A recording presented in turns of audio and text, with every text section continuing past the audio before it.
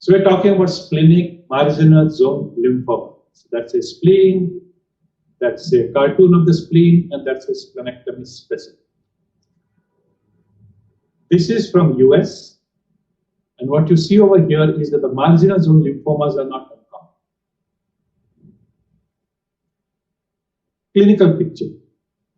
So this is a disease of elderly people with a median age of 65. It typically involves the spleen, the splenic hilar lymph node, and the bone marrow, and often involves the blood. So spleen, splenic hilar lymph node, marrow, and the blood. Some patients are diagnosed just because there is peripheral blood lymphocytosis. They may have nothing else. And then you do a flow on this, and you may couple it up with a bone marrow biopsy, and you make a diagnosis. Advanced stage SMZL, there is invariably a symptomatic large spleen, and there's invariably cytopenia, virtually pancytopenia. Some cases are disseminated, and they may present with lymph node at a distant site. This is very unusual, very advanced, with a very poor prognosis. 20% have autoimmune manifestations. So this is very high figure. It may be autoimmune hemolytic anemia, ITP, cold agglutinin disease, circulating anticoagulants, acquired von Willebrand disease, or even a patient may come with angioedema because of acquired complement 1 esterase inhibitor deficiency. So in all these conditions, if there is a spleen or if there is some cytopenia, look out for SMZL. Diagnosis. I'll go a little rapidly because Jay has just done a beautiful job. Like CLL, even in splenic marginal zone lymphoma, or in general in marginal zone lymphoma cases, there is something called monoclonal B-cell lymphocytosis with marginal zone phenotype in the peripheral blood. So you may just have these cells and you may have no lymphoma at all. One is not very sure whether all of these will really go to lymphoma, many don't go. One is also not sure what is the cutoff, that how many lymphocytes with marginal zone phenotype will tell you that this is a so-called benign monoclonal lymphocytosis and this is a part of the lymphoma. In most instances, the diagnosis of SMZL can be established without splenic specimen. And this is by a combination of peripheral blood and bone marrow aspirate, looking at the morphology, doing a flow, and then the bone marrow trephine biopsy and doing a ILS. In a minority of cases, a definitive diagnosis cannot be made till the spleen is in your hands. The same holds for differentiating SMZL from splenic diffuse red pulp lymphoma. Both share similar features in peripheral blood and bone marrow, but fortunately for clinicians, this is of no therapeutic consequence because both have same treatment. Neoplastic lymphocytes in SMZL often display villi. It's not mandatory, but often display villi, and all the cells with villi do not mean it is SMZL. So both ways, there may not be cells with villi, and if they have villi, it doesn't mean it is straight away SMZL. So here you have a characteristic lymphocyte of SMZL with a polar or bipolar villi. And often these villi are a bit blunted, and they're not exactly what you see in hairy cell leukemia. See just few blunted villi or polar or bipolar presentation. This is classical bipolar, here and here, here and here. And sometimes they may look exactly like hairy cell leukemia, all over classical. Sometimes they may not be there at all, as you see in this. This is a monocytoid cell, and even you can see a nucleus.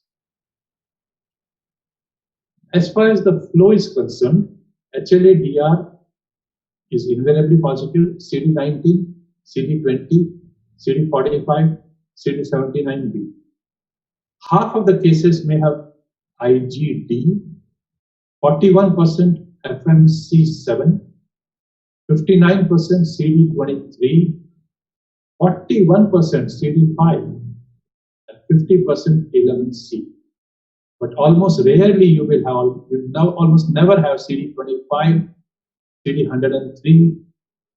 More are kappa than lambda. SMZL has no diagnostic chromosomal translocation. But you should still do and look out for 11-14, 14-18, and 11-18 so that you can exclude other lymphomas.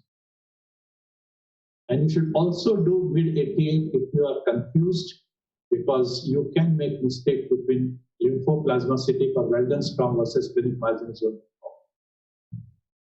As was said earlier, 30% will have deletion 7q. But this is not diagnostic of SMZL. It is present in other lymphomas as well. And those three genes are frequently mutated: NF-kappa B, Notch2, KLF2. SMZL has variable clinical course. We just mentioned that 30% of them do pretty badly. And these molecular abnormalities are a signature for the prognosis. In the sense, if you do this, you can predict who is bad and who is good. So you have TP53, which is a bad marker, KLF2, and Notch2. Among mature B-cell tumors, Notch2 is specific for SMZL. You got this? So SMZL can be diagnosed if in a mature B-cell tumor there is a Notch2 mutation. It becomes a biomarker. SMZL, if they do not have Notch2, they have better prognosis. So Notch2 mutation is of diagnostic and prognostic importance. As against that, KLF2 has no diagnostic value, but it's of prognostic value. If it's mutated, the prognosis is poor. So this gives you the percentage of all these what we talked. 7q deletion, 30%. NF-kappa B mutation, 35%. Notch mutation, 40%. KLF2 mutation, 20 to 40%. Imaging. Usually you do imaging for staging. In SMZL, role of PET scan is not there. The staging is done by CT scan. You should invariably do abdominal sonography, and if there is a focal lesion in the spleen, it should alarm you, because this could be suggestive of histological transformation to DLBCL. Whenever a transformation is suspected due to any reason, you must do the PET scan and the biopsy.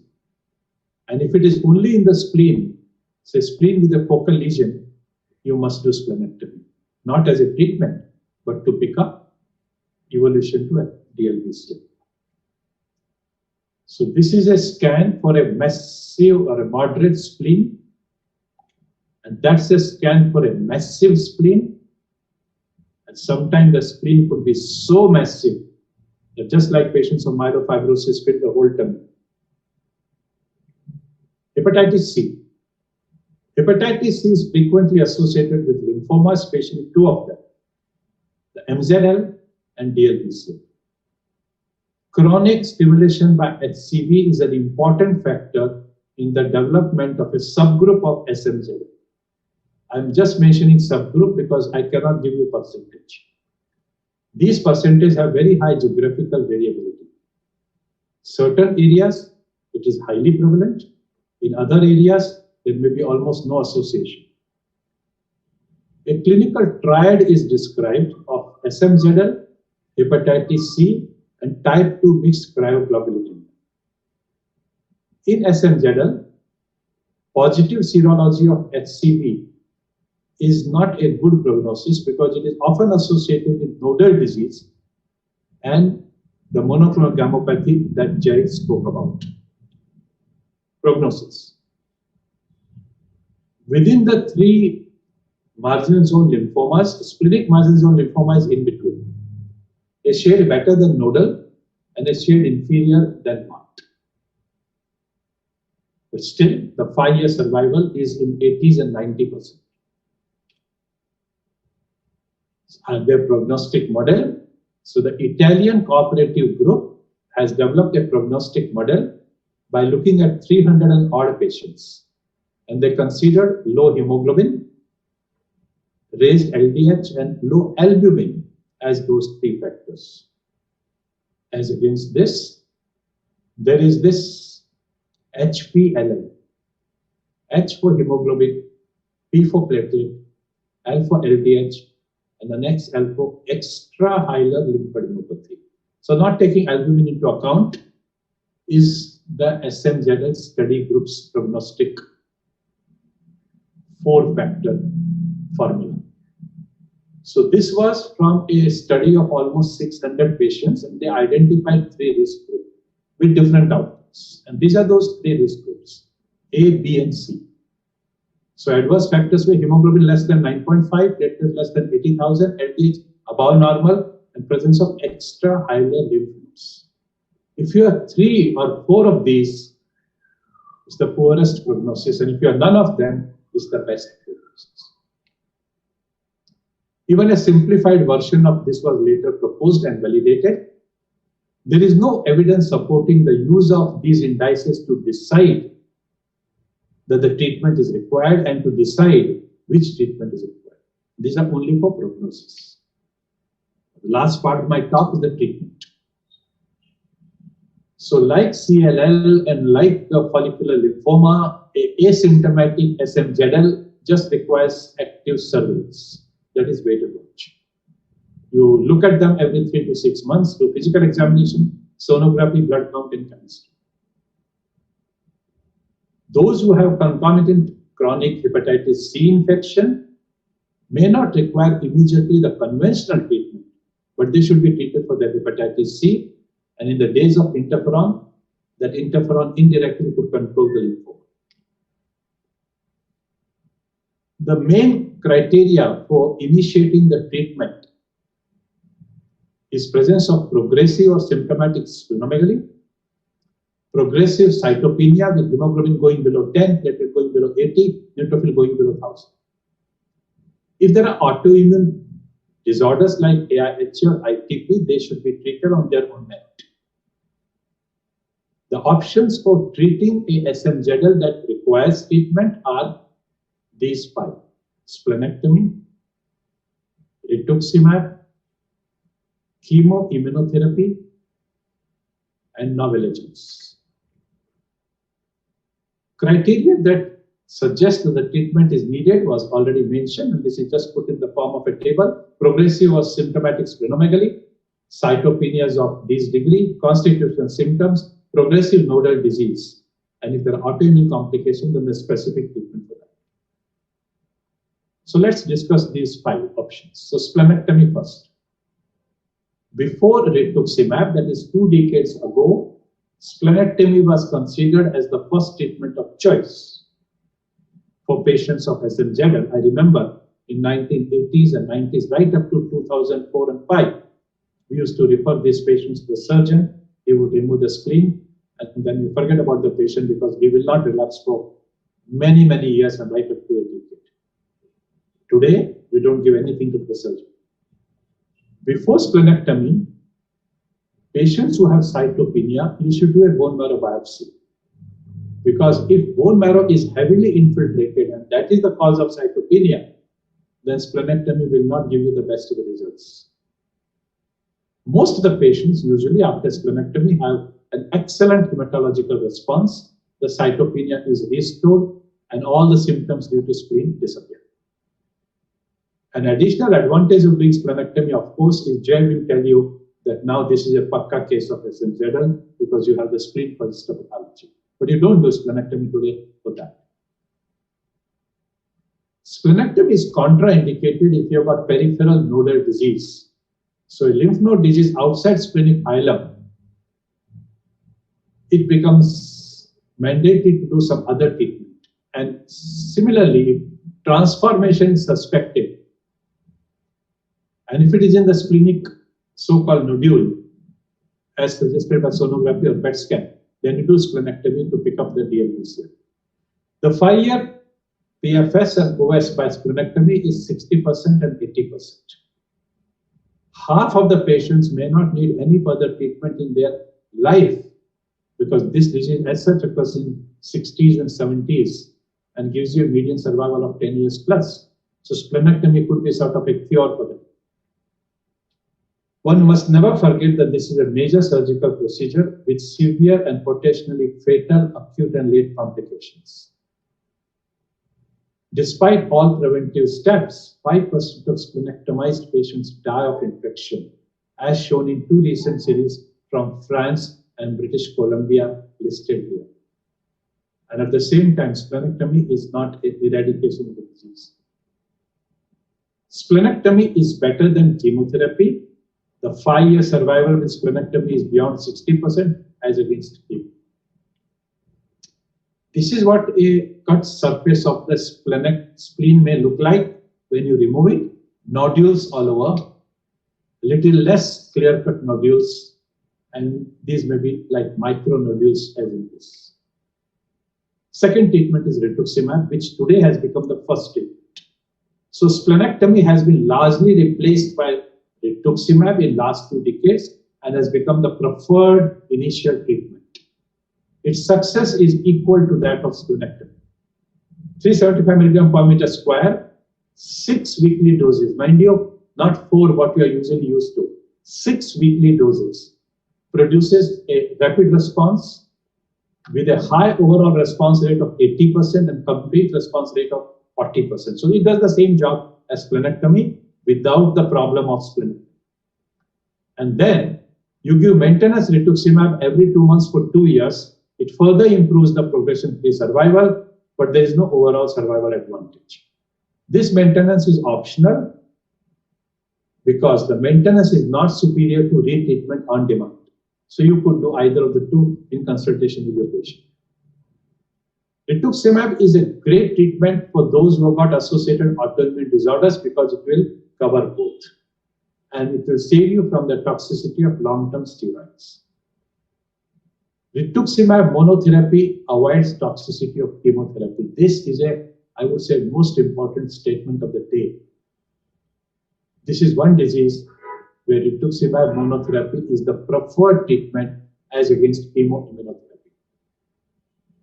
Rituximab can eradicate the disease at molecular level. So if you do a follow-up of those molecular abnormalities which we talked about, they may disappear.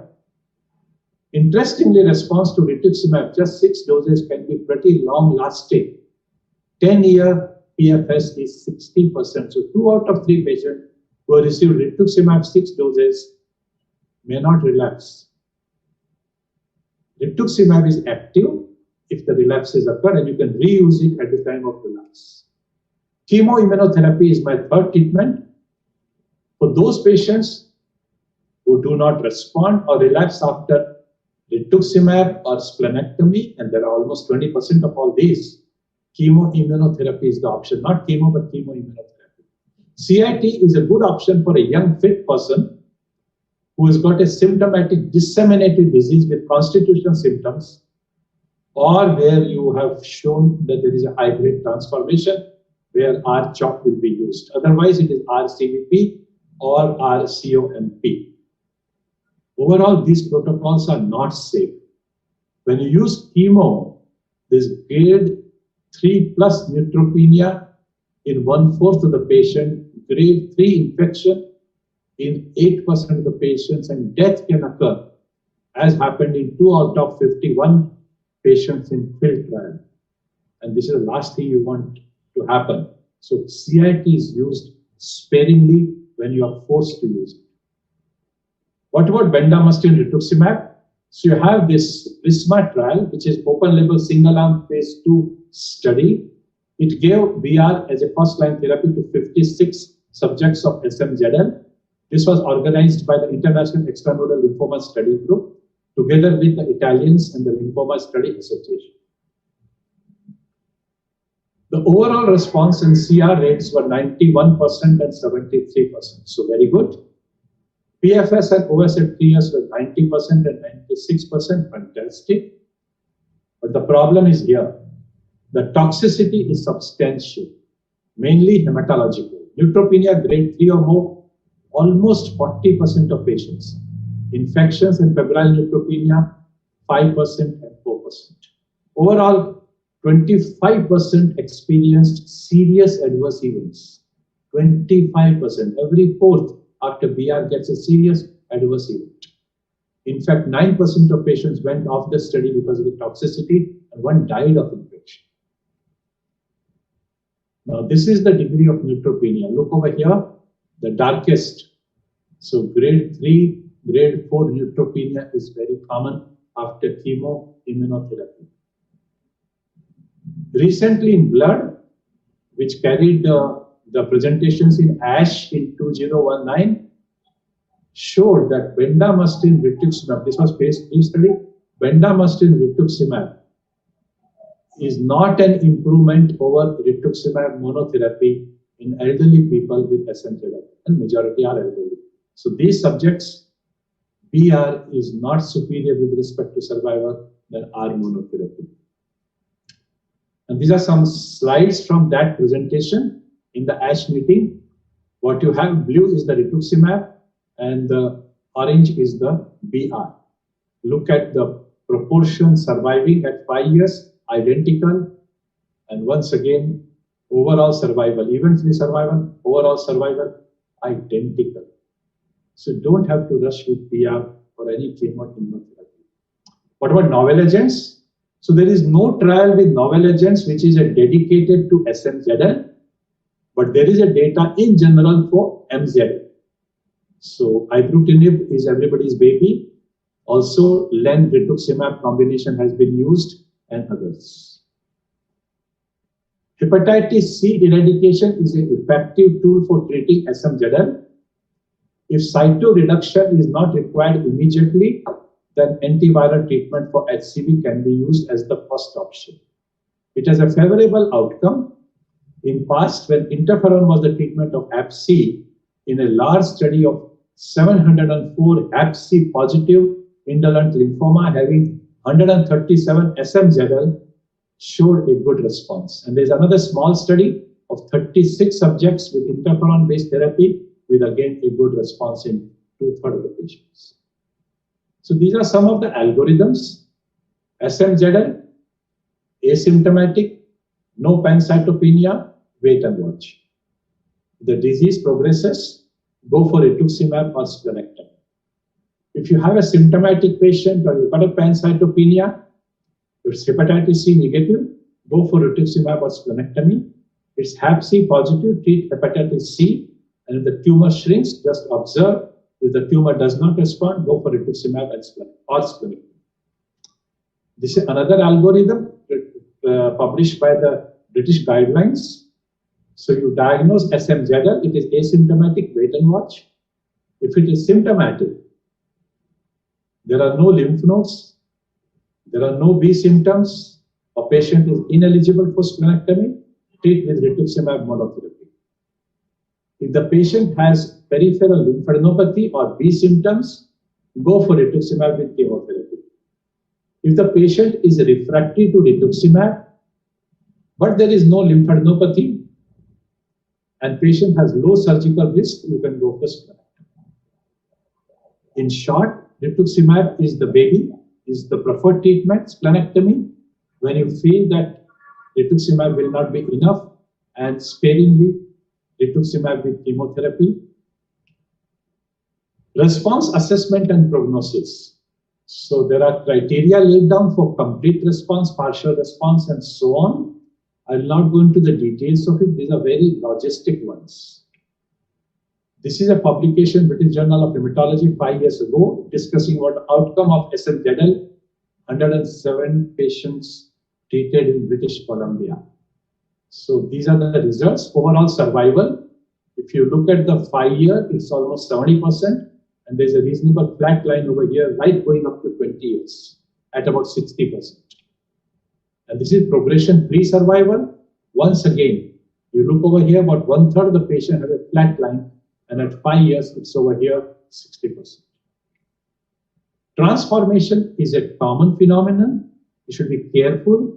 It picks up after 10 to 15 years, and then it is about 30% after 10 to 15 years.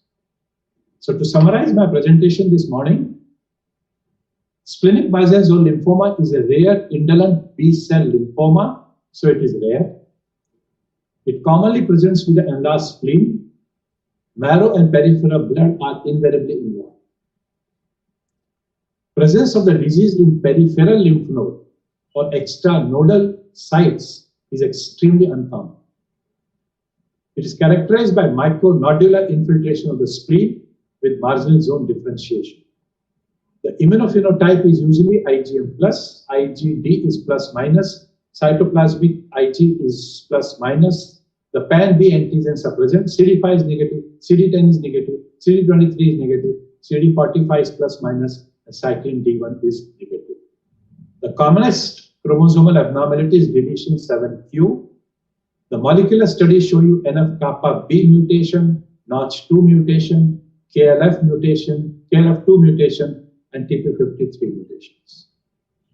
These mutations are of diagnostic and prognostic importance, as we discussed. The median survival is long, 10 years. HPLL, hemoglobin, platelet, extrahilar lymphadenopathy, and LDH is the standard prognostic scoring system. Immunological complications occur in 20% of patients. There is a variable association with hepatitis C. Rituximab today replaces splenectomy and is the treatment of choice. Splenectomy is a useful procedure for select group. Chemoimmunotherapy is for disseminated disease, highly symptomatic disease, or those who are transformed. And the future research agenda is to target the molecular events to treat symptoms. Well, friends, thank you very much for giving this opportunity to me to speak to you about SMZL.